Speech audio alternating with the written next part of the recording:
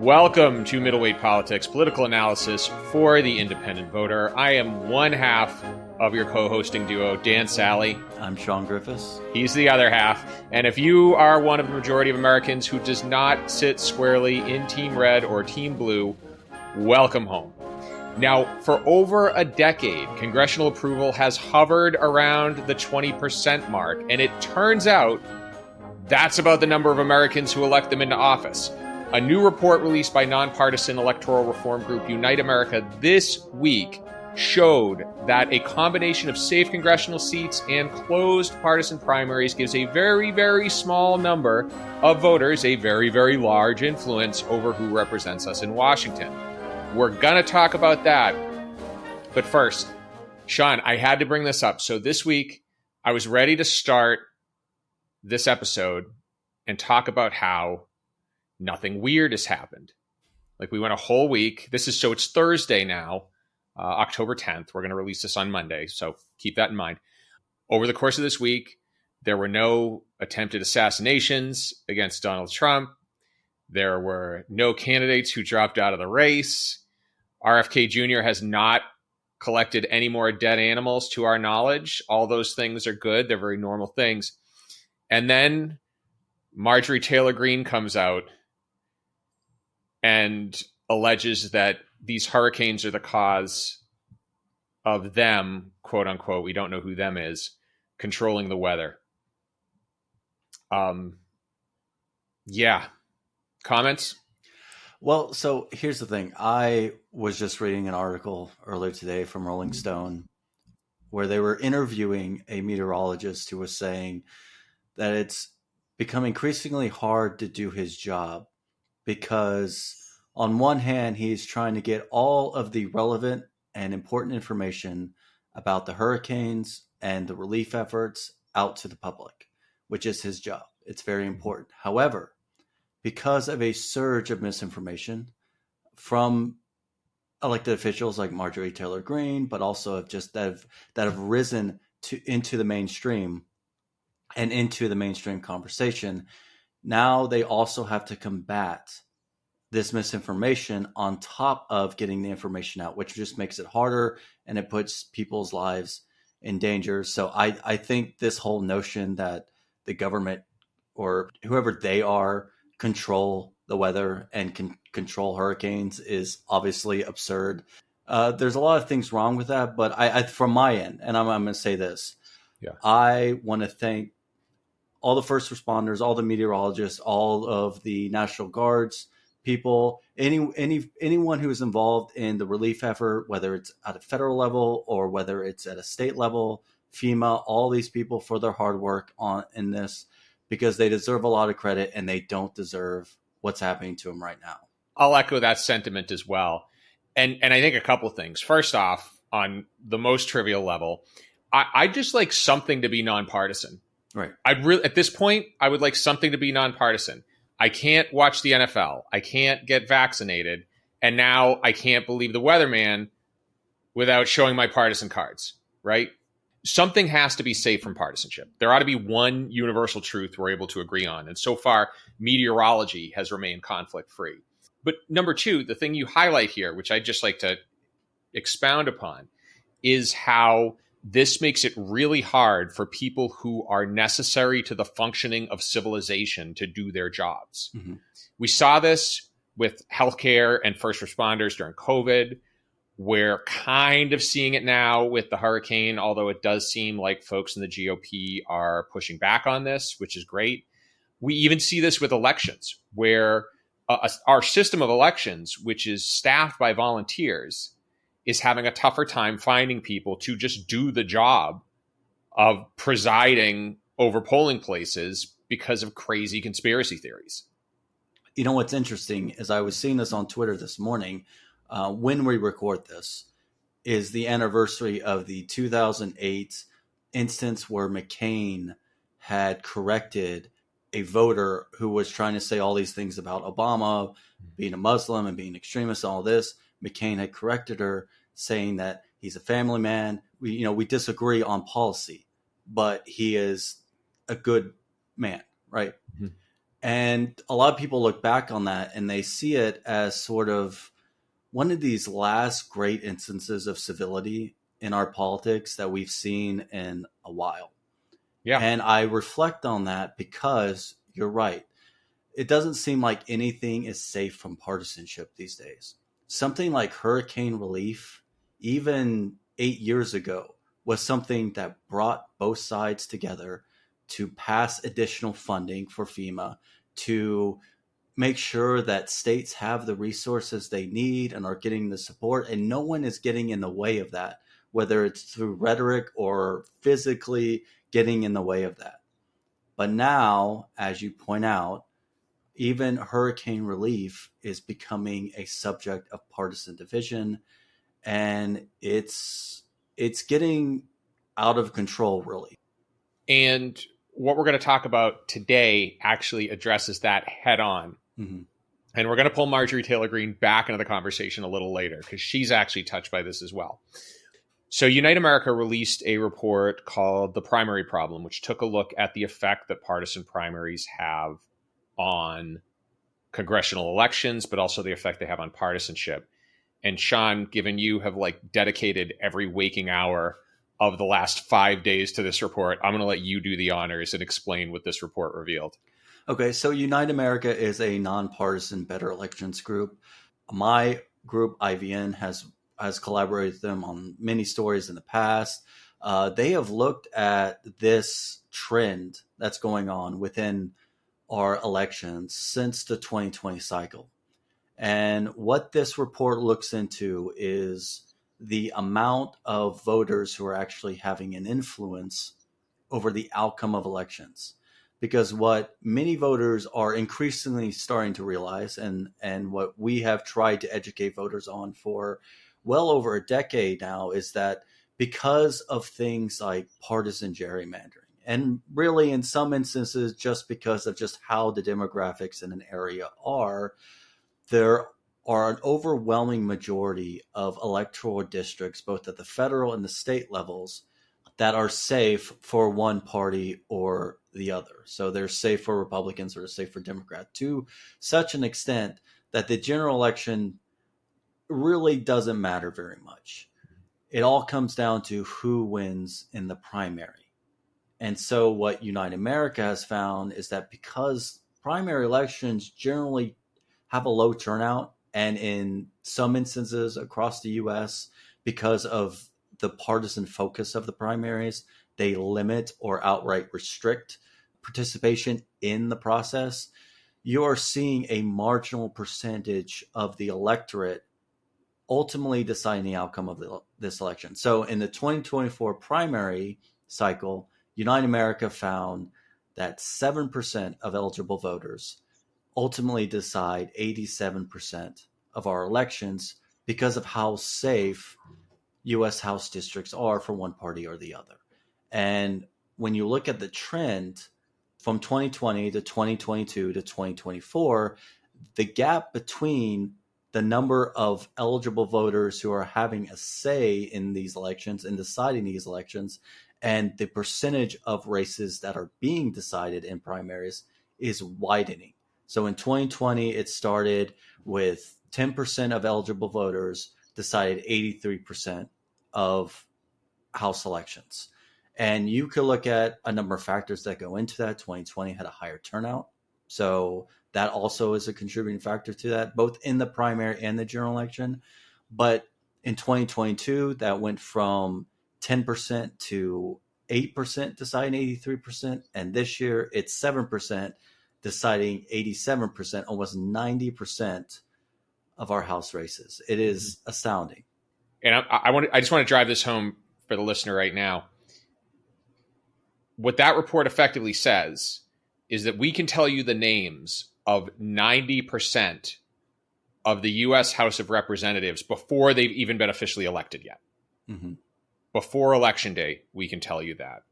And like you said, there are a couple of factors at play. Gerrymandering is one of them, obviously. Mm-hmm. Geographic sorting is another. And I don't think that one gets enough credit too, where Republican districts are getting more Republican, Democratic districts are getting more Democratic. That's causing some sway as well. The second thing I want to bring up here is the effect that these primaries have on the types of people who make it into Congress. Because what you very often see, like you said, they're low turnout elections, but you can also have issues where there's vote splitting and more hyperpartisan people get elected because primaries attract a more partisan polarized voter. And that partisan polarized candidate doesn't have to win a majority of that small percentage of voters who show up for the primary. So I'll just give you a couple of examples. And I said I was going to pick on Marjorie Taylor Greene. I am. So she owes her position in office to her first primary, where she got 40% of the vote in the first primary in her district in a 9-way race. So very often what you'll see is you'll see people who are more extreme, kind of garnering the entire extreme end of the vote, and then a group of maybe more mainstream Republicans splitting the normie vote and ultimately handing the election to somebody who can't even win a majority of their own party members. That's just one. If you look on the left, I mean, the same thing happens there. So a great example is Rashida Tlaib. Now, she owes her position in office to a special election that took place after John Conyers stepped down due to allegations of sexual misconduct in December of 2017. And there were 2 elections held. One was to determine who would serve out the remainder of Conyers' term. And the second was to determine who'd be the Democratic candidate for the general election going into the following term. So effectively, you had 2 different elections for the same position, right? Now, again, this is a heavily Democratic district. This is one where if you win the Democratic primary, you are guaranteed to win the general election. So now Tlaib lost the first election to serve out the remainder of Conyers' term. So she lost little under 36% to another Democrat, Brenda Jones, who came in just a little under 38%, right? Now, she lost the race to serve out the remainder of the term, but she won the race to serve out the following term. And the reason for that is that there were 2 additional candidates on the ballot. So the vote was split even further. Tlaib ultimately won with a little over 31%. Jones came in second at 30%. So a 1% difference, which largely could be explained by vote splitting. And you have 2 of the most polarizing members of Congress sitting in office due to elections where they couldn't even win over the majority of their own party.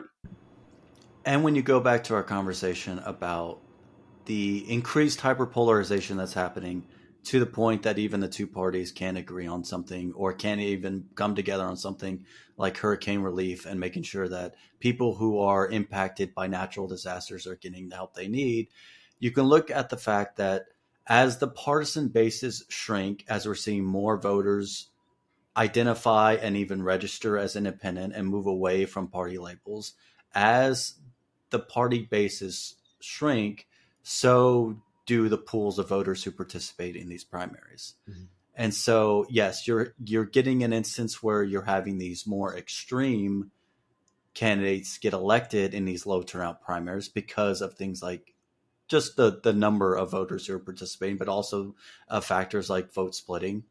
But then because these candidates are ultimately elected in these primary elections because the general election is safe for them, their incentive is always to govern and to legislate based on what that small percentage of voters wants them to do. And what that small percentage wants them to do tends to be the more ideological and more partisan voters who participate in these primaries is never work with the other side.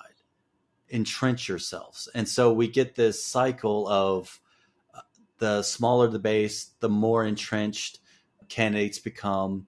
And then that further leads to more extremes within the base itself, which then just cycles. And now you have what we have today in our politics. Yeah, exactly. Parties become more extreme. More people feel left out. Less people participate in the party primaries, which makes them more extreme, and so on and so forth. And it keeps on going from there.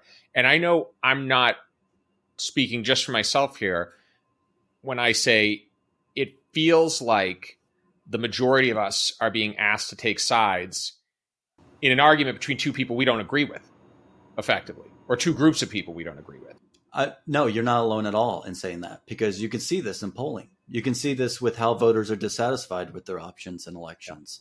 You can see this with polling on people who say a third party is needed. But really, as we've mentioned in the past episode or in the last episode, that, that is really probably just an indication of dissatisfaction more than it is, a need for actual want for a third party.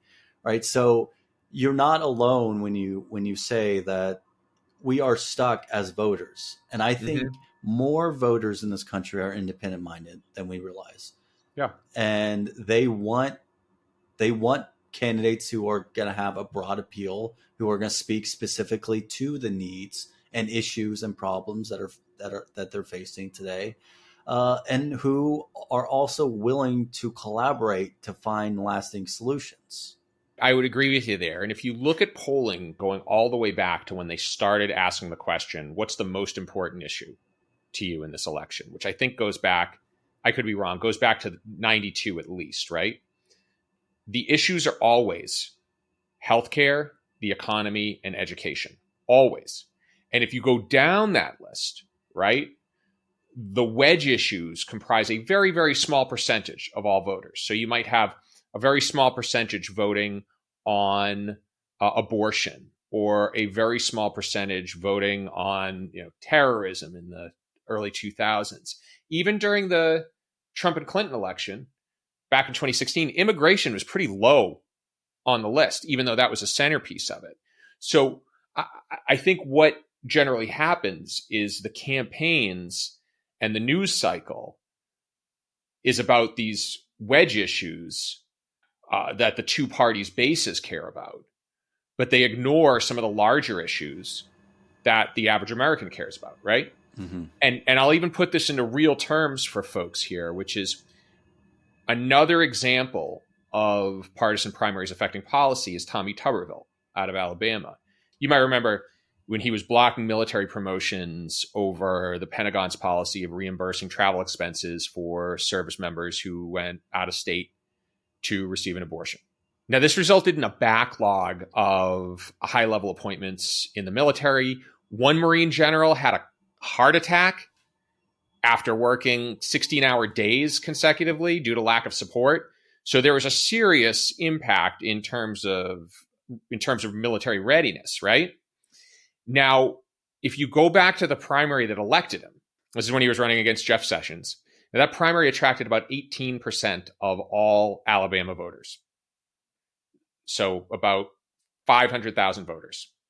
Tuberville won with 60% of that. So that's about 10% of all Alabama voters, about 300,000, right? So due to the primary system, 300,000 voters in the state of Alabama were able to affect the military readiness of the United States of America. I rest my case, Shawn. It's a problem. No, right? It's absolutely a problem. And so when you talk about, and even when you talk about something like vote splitting, some people are like, well, we could always have runoff elections. But then you're talking about an even worse problem being set up. Because I've talked about the 2012 election, Senate election in Texas with Ted Cruz. He lost the primary because you had a broader segment of Republicans who voted in the primary. It's still fairly low turnout. It was like 11 to 12% turnout in the regular primary. The general rule in Texas for runoff primary elections is you take the number of the turnout from the regular primary and you cut it in half. And that's exactly what happened.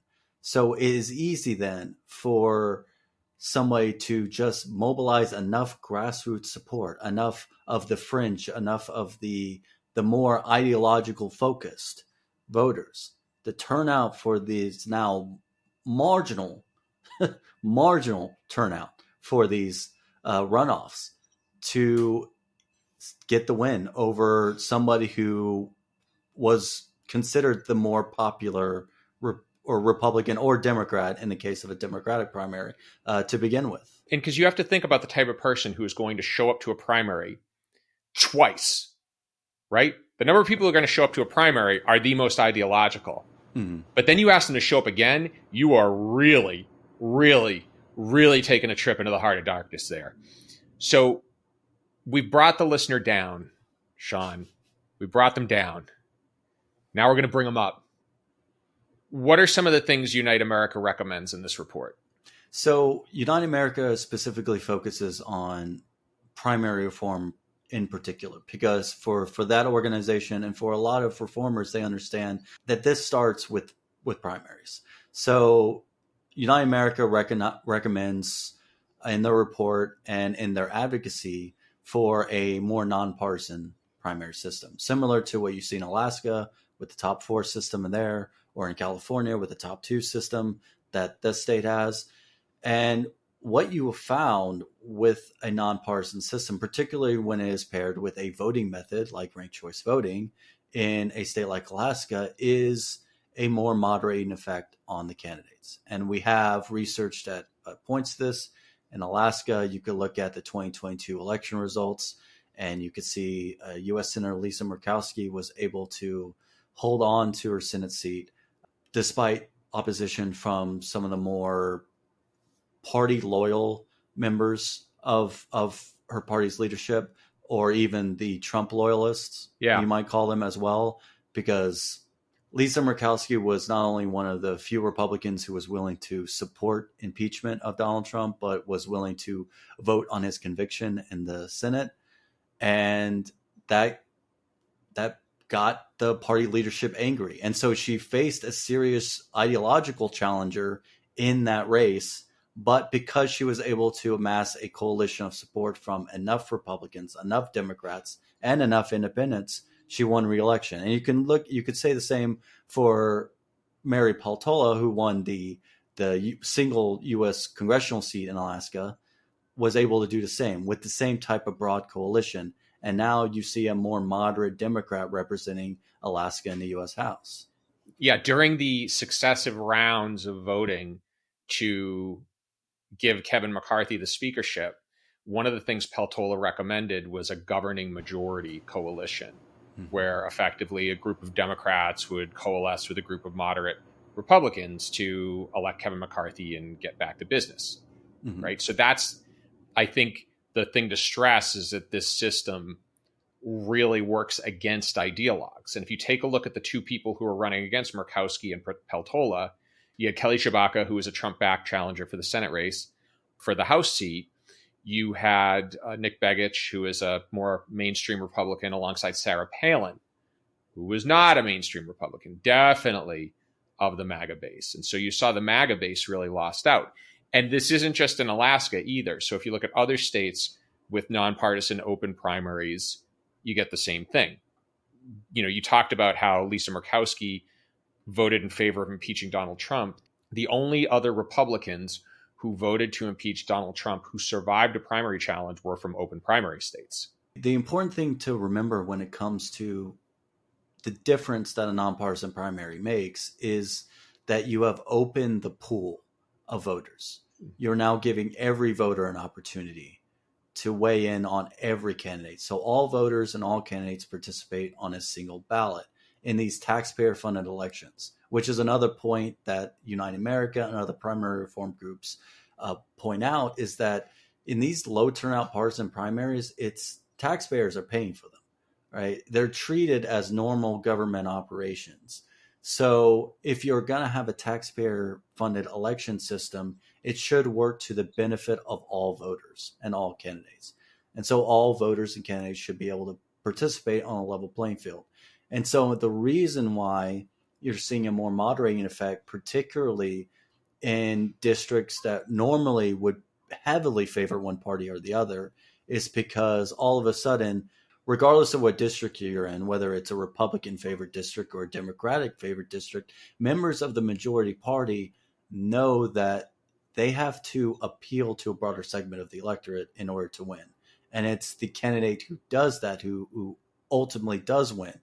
Because some of these races in heavily Republican or heavily Democratic districts can result in two or more candidates from the same party go into the general election. Ultimately, what ends up mattering most is what is the difference between those two candidates. Yeah, I have mixed feelings too about the top two system, which is used in California and Washington for that precise reason, because in Alaska, it's top four. So top four candidates make it. So you're probably going to have two Republican candidates, but there's going to be room for a Democrat. There's going to be room for maybe an independent candidate or minor party candidate in there.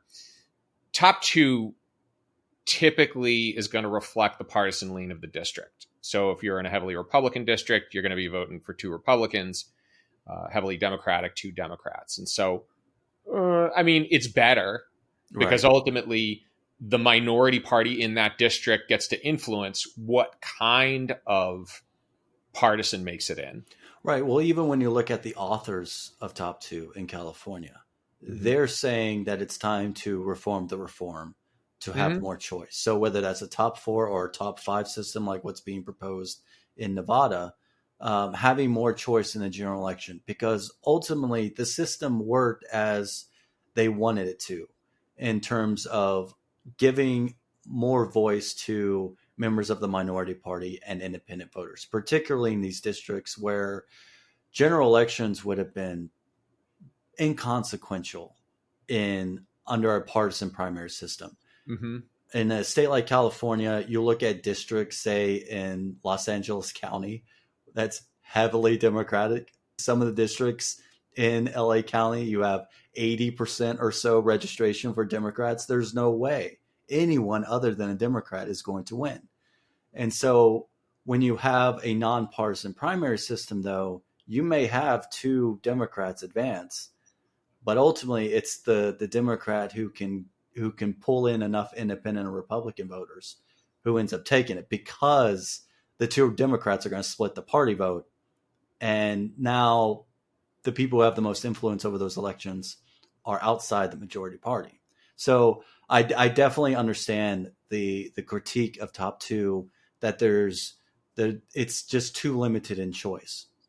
Based on the trend of what we're seeing from reform and support for that combination of either top four or top five with ranked choice voting, either in the general election or both in the primary and the general election, they see the need and the want and desire to expand choice to 4 or 5 candidates.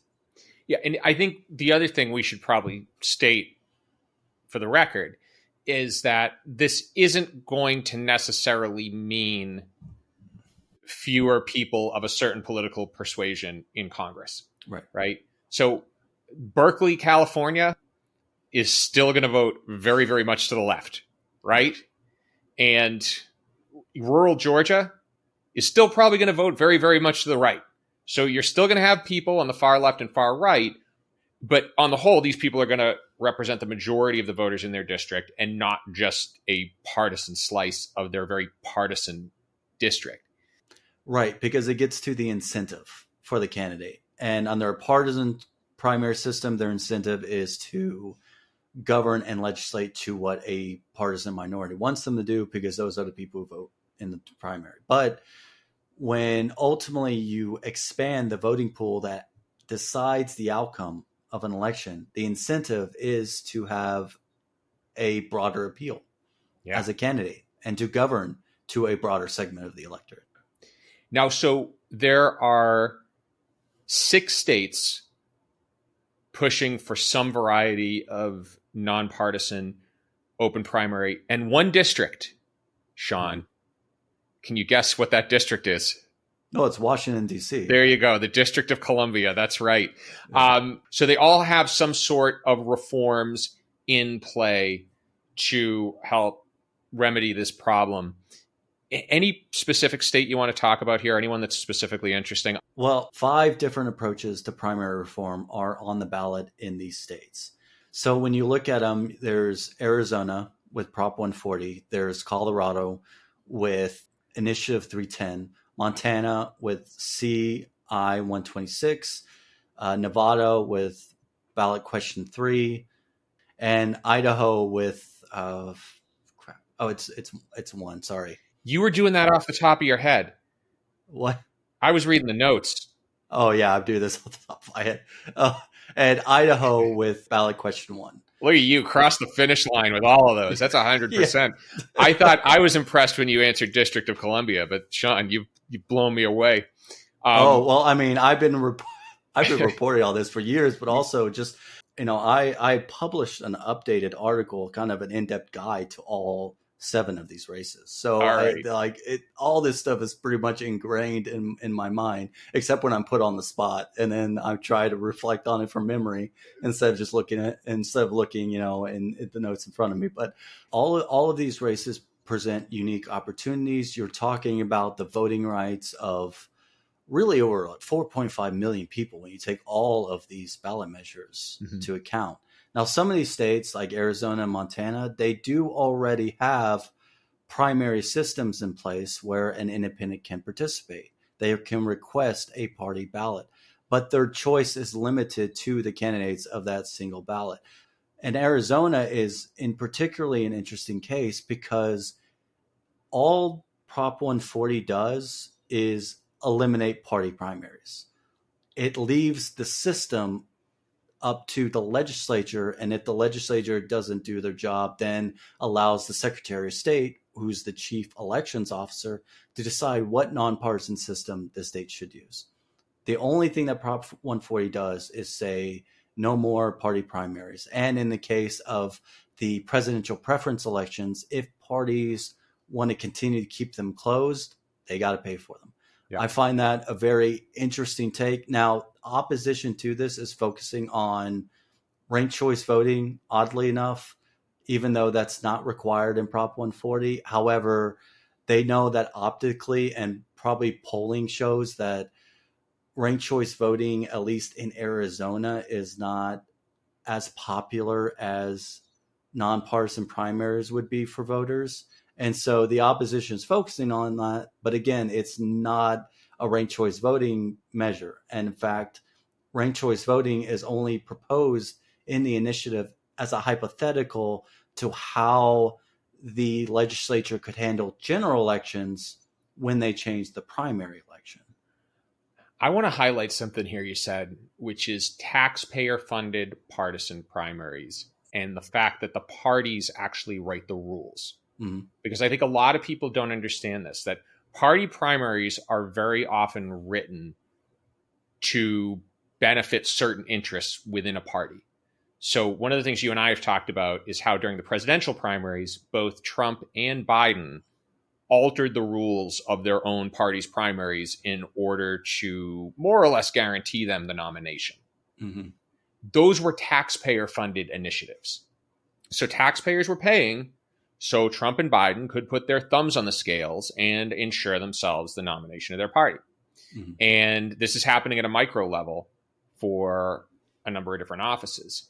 Now, what I find really interesting about all of these individual bills is who's against it, because there's not any partisan consistency here. It seems to me, really, whoever the dominant party is in the state is the one that's against this reform. Am I reading that wrong? No, you're not. You're absolutely not reading that wrong. And it's the case for any type of voting reform. And in a case like Colorado, which is a battleground state, you will see party leaders from both sides be opposed to the ballot measure there because they fear losing control under a nonpartisan system. And again, it is a battleground state where you have a lot of Republican lawmakers, a lot of Democratic lawmakers. You are seeing, particularly from Democrats, interestingly enough, the biggest opposition. And in fact, a bill that's going to make it difficult for Colorado to implement reform, nonpartisan reform, was proposed by a Democrat from Denver, Emily Sirota, mm-hmm. who in the last moments of the last legislative session amended her bill, which was just standard updates to election administration, to require that in order for there to be statewide ranked choice voting, first 12 jurisdictions that meet a specific demographic requirement have to pass and implement ranked choice voting before this could even happen. And then the state has to commission a report on its use. And it affects also the nonpartisan primary aspect of the measure there, because it says that before you can implement a top four system, which is what's being proposed there.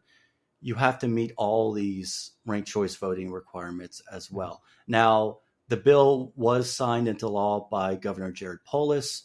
Polis, however, said that he was not happy with how the legislature handled the amendment to that bill, because he felt like it eroded trust in or confidence in the legislative process. But he said that he doesn't believe that bill will be the final word on implementation of election reform there. And Jared Polis has endorsed the measure himself. So it'll be interesting to see what happens in that state. But you see this in other states as well. So in a heavily Republican state, the Republican Party opposes it. In the District of Columbia, the Democratic Party opposes Initiative 83. You know, it's funny. Polis threatened to veto that bill too. So he originally threatened to veto that bill before ultimately signing it. I think what's really interesting to me about Colorado is the fact that that is a state that is starting to lean more and more Democratic. But it's not quite there. It's really probably the only truly purple state, not in the sense of being a battleground state, but in the sense of being politically diverse, that exists. Because I think when you look at Republican opposition, I hate to say this, it's kind of on brand, right? It's kind of on brand with the whole election security, election integrity thing. You know, it just kind of fits into the basket. For the Democrats, who are trying to wear the moniker of democracy, this is really, really not a good look. But the thing I want to address here too are some of the arguments against it, because the biggest argument that's like actually grounded on planet Earth is the aspect of costs and the logistical argument about it. But I want to talk about that because I want anyone listening to understand what that is. Because right now, voting machines, whether they're the touchscreen machines, whether they're the ballot readers that you put your paper ballot into, those are all built now to accommodate ranked choice voting. So there's no equipment purchase that a state or district has to do in order to accommodate ranked choice voting. Ballots are designed per election. So there's no real cost other than designing a different ballot. I don't want to make it sound like it's not a change. There's some voter education that needs to be done. There's some education for the people at the polls that needs to be done. But that's it. It's not the mammoth undertaking that it's being portrayed as by some of the opponents out there. Well, what I also find interesting in opposition is whether you look at Nevada or whether you look at Idaho or Arizona, even though ranked choice voting isn't part of the measure, the opposition focuses on ranked choice voting. They don't focus on the nonpartisan primary because they understand how popular the idea is and how most voters agree that, hey, we pay for this election. It should be open to all voters. And ultimately voters might say, well, it is the party's right to choose their own nominee. And nothing really under a nonpartisan system says that parties can't do that. Nothing under a nonpartisan system says that a party can't hold its own convention or caucus that it funds to decide their own nominees for themselves. But to go back to the opposition on ranked choice voting, one of the biggest arguments that are made against it is voter confusion. They think the system's too complex for voters to understand.